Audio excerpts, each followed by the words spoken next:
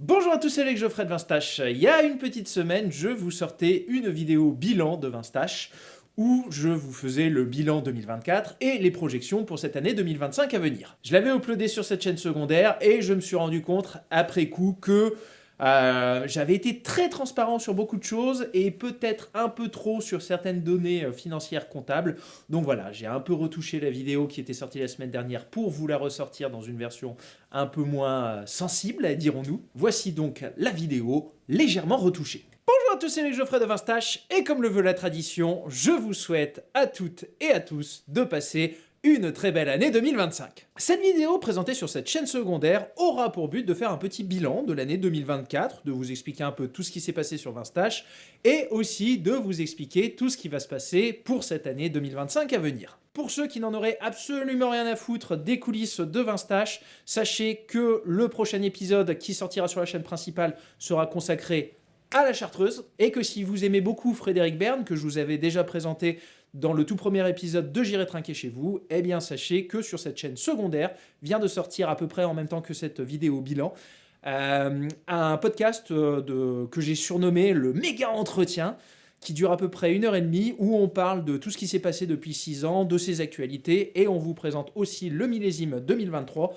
actuellement disponible sur Vinstache la boutique. Pour ceux qui se demanderaient pourquoi la qualité est-elle aussi dégueulasse, eh ben c'est tout naturel, c'est parce que je vais l'uploader en 480p, puisque grosso modo ça va être 25 minutes de moi en train de gigoter devant une caméra, avec peut-être quelques captures d'écran, et j'ai pas envie d'uploader ça en 1080p avec une résolution de fou furieux et de faire plus d'impact carbone pour rien. Et du coup, qu'est-ce qui s'est passé pour moi dans cette année 2024 ? Eh ben 2024, c'était une année hyper importante pour moi, puisque comme je l'expliquais déjà dans ma vidéo sortie il y a un an, qui s'appelait Vinstache 2024, faut qu'on parle, où je vous expliquais que je faisais un changement de structure, puisque je passais du micro-entrepreneuriat, que j'ai fait pendant quasiment 4 ans et demi, à une structure du coup plus classique, en l'occurrence une SARL. Tout ça pour moi ça impliquait beaucoup de choses à faire en sous-marin que vous n'avez pas forcément vu, des questions d'assurance, des questions de comptable, des questions de prêts bancaires, des questions de mise en place de la logistique, etc.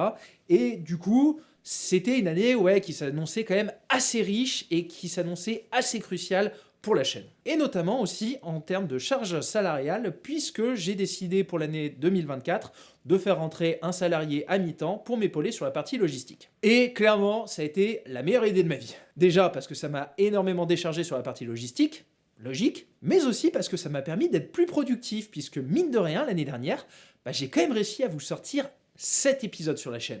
Alors, je sais que 7 épisodes comme ça, vous pouvez vous dire, c'est quand même pas un rythme de fou furieux, mais dites-vous que l'année où j'avais été le plus productif, c'est-à-dire en l'occurrence 2018, j'avais sorti 11 épisodes sur la chaîne. Sauf que ce qu'il faut savoir, c'est que ces épisodes, ils étaient quand même très courts en général, ça durait entre 11 et 15 minutes, qu'ils étaient bien moins travaillés aussi en termes d'animation, et surtout c'était une période où je pouvais profiter de mon chômage pour développer l'activité de Vinstache, et je n'avais absolument rien d'autre à faire que Vinstache tout court, les montages. J'avais pas Vinstache la boutique, j'avais pas mon activité ensuite de prestation marketing qui était là, puisque je crois que ça s'est apparu fin 2018, donc j'avais vraiment tout mon temps possible à consacrer à Vinstache, et j'ai réussi à sortir 11 épisodes en 2018, et l'année dernière, en 2024, j'ai réussi à en faire 7, dont l'une de mes fiertés, qui est l'épisode le plus long jamais sorti sur la chaîne, qui était l'épisode sur la crise bordelaise. Cet épisode sur la crise bordelaise, je vais pas vous mentir, j'avais vraiment peur que ça se passe mal. Déjà parce que c'était la première fois que je tournais autour des 50 minutes et j'étais quasiment sur un format documentaire. De deux, je m'attaquais quand même à un sujet pas facile, la crise dans le Bordelais, qui pouvait potentiellement m'exposer à pas mal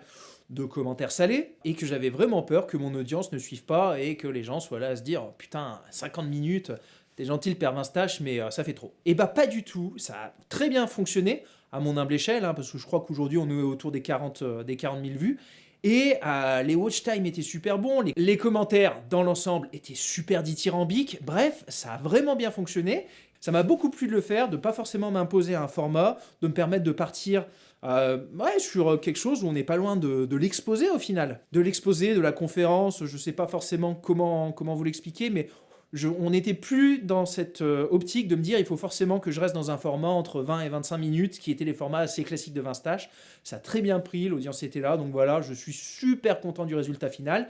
Et du coup, ça m'encourage à me dire qu'à l'avenir, je peux me permettre de tenter ce genre de format. Dans les autres formats qui ont très bien fonctionné, il y a aussi le tout premier épisode de Buveur d'étiquette. Et ça, je vais pas vous mentir, avec un titre aussi putassier que on ouvre un Pétrus à 4500 €, bienvenue dans Buveur d'étiquette, je me doutais que oui, effectivement, ça risquait de faire du clic et de la vue. Et évidemment, tout le monde est tombé dans le piège de la vignette et du titre putaclic. Avant le Buveur d'étiquette, il y avait un épisode de 25 minutes sur Pétrus, et ça me semblait absolument impossible dans ma tête de vous faire un format justement sur un vin que je n'ai jamais goûté. Que ça soit pour mes épisodes de la Romaine et Conti, d'Ikem, de Pétrus, voilà, ça me semble absolument impossible dans cette approche un peu, je vais pas dire journalistique, mais du moins documentaire de Vinstache, de ne pas goûter à un vin dont je vais parler. Et je me suis dit que, quitte à mettre malheureusement un tarif assez salé, je ne vais pas vous cacher, autant en profiter au maximum. Et ça m'a permis de lancer ce format dégustation qui a franchement très bien fonctionné. Il y avait un bon feeling avec Maxime. Les retours, grosso modo, étaient là encore très élogieux. J'ai aussi eu quelques retours en privé de personnes qui me disaient qu'ils n'étaient pas forcément très fans. Et en soi, je peux comprendre, parce que ça reste de la dégustation. Et même moi, avant de me lancer, j'avais vraiment peur que ça ne fonctionne pas, parce que les vidéos de dégustation, souvent, c'est quand même très chiant. Je vais baver sur personne, ça serait mesquin, mais c'est vrai que j'ai vu nombre de vidéos de dégustation sur Internet où on rompiche, quoi. Mais là, il semblerait que le duo vous ait beaucoup plu, que la dynamique vous ait plu. Maxime, de son côté, a été super content de le faire aussi. Donc, normalement, il devrait y avoir de nouveaux épisodes de Buveur d'étiquette. Oui, ceci coûte une couille à produire, même si bon, là, on était quand même vraiment sur quelque chose d'ultra exceptionnel. Il faut savoir qu'il y a plein d'autres grands vins qui ne coûtent entre guillemets que 300-400 balles. Ce qui est déjà beaucoup pour du pinard. Mais si même ces épisodes me coûtent cher à produire, parce que l'épisode de Pétrus, entre l'achat des vins, le déplacement, les techniciens, l'essence, etc., on était hors taxe autour de 5800 € pour produire l'épisode. Par contre, en termes de montage, ça peut aller quand même assez rapidement pour moi, puisque là où un épisode classique de Vinstache va me mettre à peu près entre 5 semaines et 8 semaines, voire plus pour l'épisode de Bordeaux par exemple, là, ça peut être monté quasiment en 2 semaines. Donc, ce que je perds en argent, je le gagne en temps. Et comme le temps, c'est de l'argent, ouais, je me doute que cette réplique, vous ne l'avez pas du tout vu venir. Eh bien, je me dis que ça peut être très intéressant de développer ça pour 2025, parce que ça permet de faire de la vue, ça permet d'aller chercher des nouveaux abonnés, et in fine, ça permet à Vinstache de se développer. Et voilà, il n'y a pas de mystère, on va y venir dans le volet financier, mais voilà, j'ai aussi besoin de développer Vinstache, et si les buveurs d'étiquette sont une porte d'entrée pour de nouveaux amateurs de vin et pour les emmener sur d'autres formats, et franchement, let's go quoi. J'ai décidé maintenant d'arrêter de me prendre la tête avec le côté ultra puriste sur Vinstache. Ce qui fonctionne, fonctionne. Je vous en avais déjà parlé l'année dernière dans la vidéo de Vinstache 2024, il faut qu'on parle. J'allais quand même pas mal orienter sur les gros noms, et ça a été le cas, puisque j'ai parlé d'Ikem, j'ai parlé de Montrachet, et donc j'ai parlé de Pétrus. Mais voilà, in fine, le but pour 2025, c'est de rester à peu près sur le même rythme qui a été 2024, c'est-à-dire de sortir autour de 6 à 7 épisodes dans l'année, en plus des 4 sélections 20, qui, ces sélections qui me permettent tout simplement aujourd'hui de faire vivre Vinstache, et on en arrive donc au moment que vous attendez tous, le moment, la thune. Et c'est donc le Loïc Geoffrey du futur qui reprend le mic pour cette partie-là. Alors, qu'est-ce qui s'est passé financièrement pour Vinstache l'année dernière ? Eh ça s'est quand même plutôt très bien passé pour la Vinstache boutique, puisque par rapport à 2023, j'ai réalisé une croissance de 45%. Donc déjà, je tenais à remercier de la manière la plus franche et sincère tous les clients et les clientes de la Vinstache boutique qui nous ont permis de faire cette superbe année. Merci beaucoup à vous de votre fidélité, merci de m'aider à faire perdurer cette magnifique aventure qu'est Vinstache. Et voilà, merci de me faire confiance dans la sélection. C'est pas toujours facile, on va pas se mentir. Sur des travails de sélection, on a toujours peur de décevoir les clients. J'ai toujours cette peur un peu maladive de survendre des produits. Mais il faut croire que la sélection est plutôt qualitative, puisque je me rends compte qu'il y a une vraie fidélité qui s'est développée. Et voilà, j'essaie toujours de choisir les vins avec des rapports prix-plaisir que j'estime comme équitables, avec une âme et une histoire. Donc merci à vous de me faire confiance et merci de m'aider à faire prospérer Vinstache. La partie un peu moins youpi, c'est que malheureusement, j'ai enregistré un déficit d'environ 7 000 € sur l'année dernière. Et quand on sait que l'épisode Pétrus m'a coûté environ 5 800 € à produire, cela signifie que si je ne l'avais pas fait, j'étais quasiment à l'équilibre. Merci, merci, merci. Je vous en prie, arrêtez. C'est trop. Keep your flowers. Bon, plus sérieusement, c'est une logique dans laquelle je ne veux pas rentrer puisque Pétrus m'a permis de faire de la vue, de faire des abonnements, d'aller chercher un nouveau public. Donc voilà, je l'ai toujours vu comme un investissement. Et voilà, c'est le jeu. Le but pour 2025, c'est donc juste d'arriver au seuil d'équilibre financier et de pouvoir enfin vivre un peu de mon activité, puisque l'année dernière, je me suis sorti grosso modo 1500 balles par mois, ce qui certes est toujours 250 € de mieux que 2023, mais voilà, j'aimerais juste être capable de pouvoir enfin vivre de mon activité après 6 ans. Donc voilà, on croise les doigts, ça devrait le faire. Mais voilà, il y a encore une marche et j'espère que vous serez toujours là pour me soutenir et m'aider à faire plus que de la survie financière sur Vinstache. Donc voilà, d'avance merci. Dans les changements qui vont arriver en 2025 sur Vinstache, il va y avoir aussi tout ce qui est lié un peu au niveau des expéditions. C'est-à-dire que lorsqu'on va réaliser les nouvelles sélections, donc 4 fois dans l'année, les 2-3 premières semaines, on va être à bloc sur les expéditions de vos commandes. C'est normal, vous avez passé commande, vous voulez être livré rapidement, donc on est à fond avec mon salarié. Par contre, lorsqu'on commence à rentrer dans des périodes plus calmes, c'est-à-dire 2-3 semaines après la sortie des nouveaux épisodes de sélection, où voilà, le flux est un peu plus calme, les expéditions à ce moment-là se réaliseront les lundis, mercredis et jeudis. Ça sera d'ailleurs précisé au niveau du bandeau de la boutique, comme c'est le cas actuellement. Pourquoi est-ce que je fais ça ? La première des raisons, c'est parce que avant, j'avais un peu trop l'optique de la jouer façon Amazon, c'est-à-dire que ça arrivait parfois, vous passiez commande le mardi matin, votre commande était préparée dans la suite, elle était expédiée à domicile et vous l'aviez le lendemain. Ce qui est absolument incroyable en termes de service client, certes, je le concède, mais fait que je devais m'astreindre beaucoup plus en termes d'horaire à de la logistique. Et j'ai envie d'être un peu moins concentré sur cette partie logistique, tout simplement pour pouvoir plus me concentrer sur ce qui est, j'estime, ma vraie valeur ajoutée, c'est-à-dire la production de vidéos,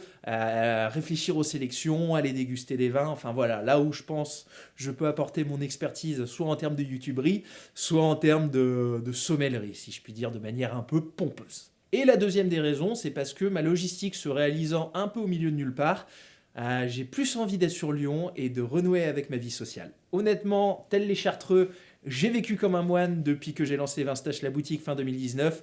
Et voilà, aujourd'hui, j'ai juste envie de renouer avec ma vie sociale, d'être disponible pour aller voir des amis, faire une bouffe, me remettre au sport, voilà, faire plein d'autres trucs.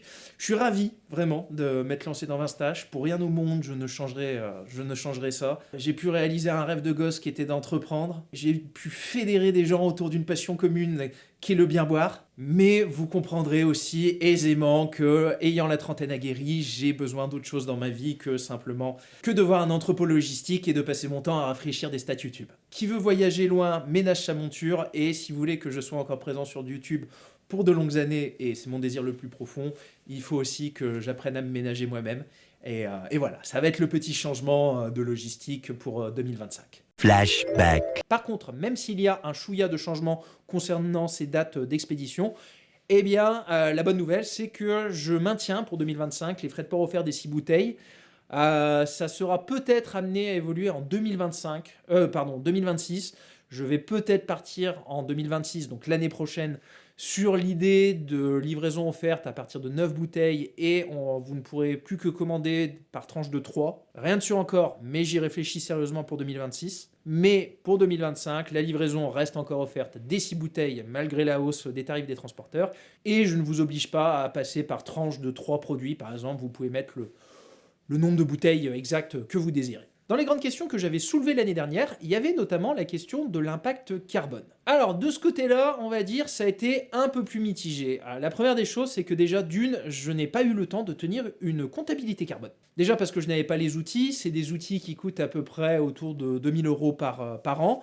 Et avec 7 000 € de perte, rajouter encore de la perte, c'est un peu compliqué. Mais j'avais quand même mis en place l'année dernière, quand vous passiez commande, la possibilité de mettre un pourboire de transition écologique. Ce pourboire de transition écologique s'élevait à la fin de l'année à 1636 €. Et déjà, je vous remercie, à vous, les clients et les clientes de la Vinstache Boutique, d'avoir participé à cet effort. Et du coup, ces 1600 €, qu'est-ce que j'en ai fait? J'ai décidé de reverser l'intégralité, comme j'en parlais déjà l'année dernière, à Écoterie. Écoterie, c'est une société qui s'est spécialisée dans la gestion de forêt. J'en parle honnêtement, en toute sincérité, de manière gratuite. J'ai aucun partenariat avec eux. C'est même moi qui leur ai versé de la thune l'année dernière. Ils sont donc spécialisés dans la gestion de forêt et dans la préservation de la biodiversité. Quand vous faites ça en tant que particulier et même en tant qu'entreprise, vous pouvez potentiellement acheter des arbres avec l'idée de faire plus tard un retour sur investissement lorsque les arbres sont coupés et revendus à des scieries. Ça, j'ai refusé de le faire, parce que même si c'est des retours sur investissement d'ici 50-60 ans, je voulais surtout pas qu'on soit là à m'accuser de me dire « ouais, tu fais du pognon sur notre dos ». Donc, ces 1600 € ont été répartis pour, laissez-moi regarder ma petite fiche, pour 700 € d'un fonds de la biodiversité, et notamment, si je me souviens bien, la remise en état d'une zone humide. Alors, je me souviens plus si c'est 20 mètres carrés ou 80 mètres carrés. Je vous afficherai la facture que j'ai reçue, comme ça déjà vous pourrez voir que je vous mens pas et que l'argent a bien été dépensé là-dedans. Et du coup, les 900 € et des bananes restantes ont permis de financer 312 pousses de chênes, des pousses financées chez un pépiniériste et qui seront amenées plus tard à développer des chênes qui seront eux-mêmes plantés. Et sur ces chênes, je ne gagnerai absolument aucune thune dessus. Voilà, je vous le dis en totale transparence. Pour l'année prochaine, ce pourboire de transition écologique, je le garderai peut-être toujours pour l'investir chez Écoterie, mais peut-être en crédit carbone. Alors, ça sera pas pour vous sortir un énorme bullshit du type oh, la Vinstache Compagnie est à l'équilibre en termes d'impact carbone », parce qu'on le sait tous, c'est beaucoup plus complexe qu'une simple question de carbone et que ça reste une activité humaine donc polluante. Donc voilà, je ne me vois pas faire du greenwashing. Mais le fait est que les crédits carbone, c'est quelque chose qui est assez bien vu aujourd'hui par les banques. Et si un jour je veux développer Vinstache et que j'ai besoin d'un emprunt bancaire, souvent les banques sont quand même plus à même de vous prêter et de vous prêter à des taux réduits quand vous montrez que vous faites quand vous montrez que vous êtes une entreprise avec une responsabilité sociale et écologique. Et du coup, voilà, peut-être que je vais rentrer ensuite dans cette mécanique de crédit carbone, notamment pour ça.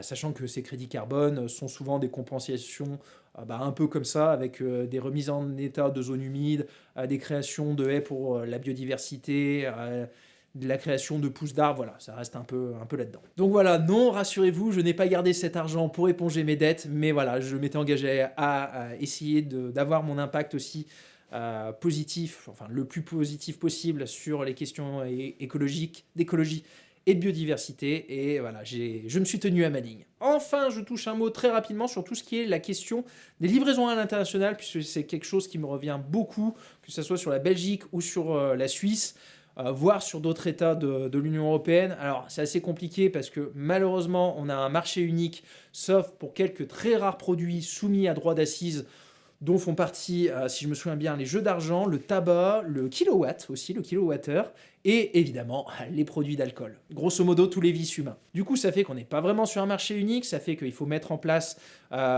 des choses assez contraignantes en termes de douane, que je dois passer par des représentants financiers, des représentants fiscaux, pour une expédition. Et j'avais fait le calcul, par exemple pour la Belgique, vous vous retrouveriez à payer à peu près 30 à 35% plus cher que ce qu'un Français paierait pour s'offrir des bouteilles sur la Vinstache Boutique. Donc je ne suis pas énormément sûr que ça vous plairait et je pense que ça se casserait la gueule. Et comme il y a des coûts fixes d'ouverture et des coûts fixes au mois, je pense que ça ferait encore de la perte. Et sur 2025, je pense que vous l'avez compris, j'aimerais juste arriver à l'équilibre. Et pour la Suisse, je suis allé sur Genève il n'y a pas longtemps, je suis allé voir la douane, c'est compliqué parce que le marché suisse est ultra fermé, qu'il faut s'enregistrer auprès de deux organismes, l'organisme du commerce extérieur plus l'organisme de la chambre d'agriculture, qu'il y a un quota qui vous est donné à l'année d'expédition et que je crois, si je me souviens bien, qu'on ne peut pas faire une expédition de plus de 20 kilos, donc 12 bouteilles. Donc ça a l'air assez...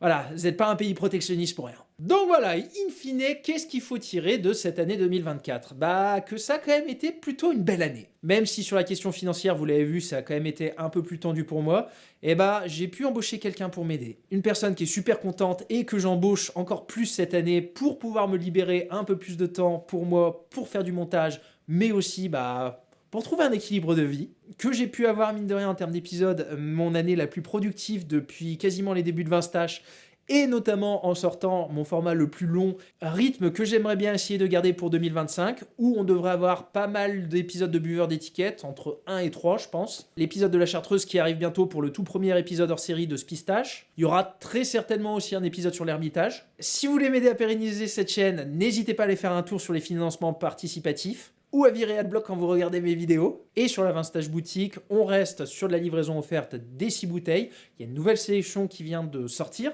avec 17 nouvelles cuvées, plus le nouveau millésime 2023 de chez Frédéric Bern, qui m'a énormément plu. C'est un millésime dans un style un peu plus classique, dans un style très beaujolais, c'est-à-dire très sur la fraîcheur. Ça change de pas mal de derniers millésimes qui ont été assez solaires, et à titre personnel, bah, ça m'a beaucoup plu. Si vous voulez en savoir plus, on a fait un podcast hors série qui est disponible sur cette même chaîne secondaire d'un peu plus d'1h30, une petite interview avec Fred Bern où on parle de beaucoup de choses. Et voilà, j'espère que vous serez toujours là en 2025 pour me soutenir, parce que même si les chiffres peuvent paraître assez flatteurs sur Vinstache avec 60 000 abonnés, la réalité c'est que je tourne à peu près autour des 15 000 à 20 000 vues par épisode, que ça reste une petite chaîne de niche, et que même si je pense qu'il y a moyen de la développer, je compte aujourd'hui beaucoup sur un noyau dur de communauté.